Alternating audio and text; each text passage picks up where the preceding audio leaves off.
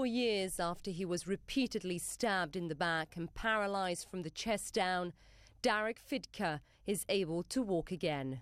These are small and tentative steps, but ones that have transformed the life of this 38-year-old and given hope to millions of others.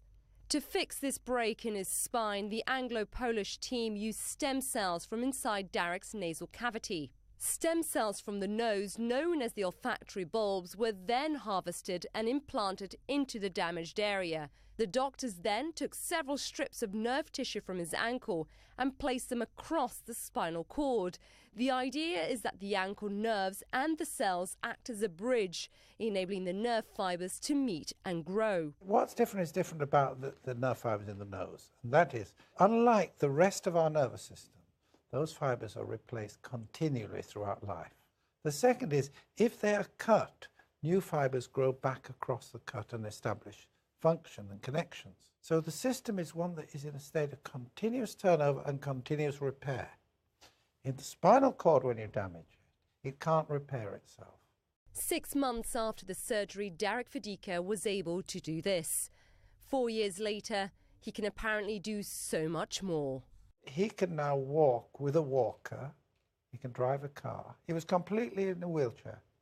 He can go out hunting in the forest with his friends, which was his hobby. His home life, his married life has come back to wonderful. The way he put it is, it was like being born again. And that's something very nice for me to think about, more than the science. But several independent experts contacted by CNN say it's hard to tell if the apparent success was a cell transplant or the intensive physical therapy. These doctors say this research could be a game changer, but maybe not. They say one thing that played in Fidker's favour: his spinal cord was only partially severed.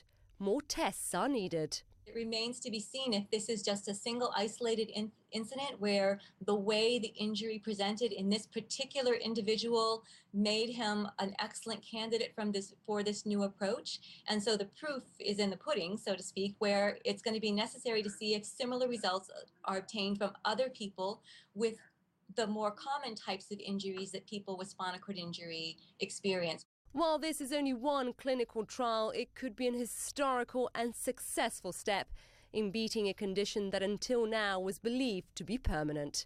Isa Soares, CNN, London.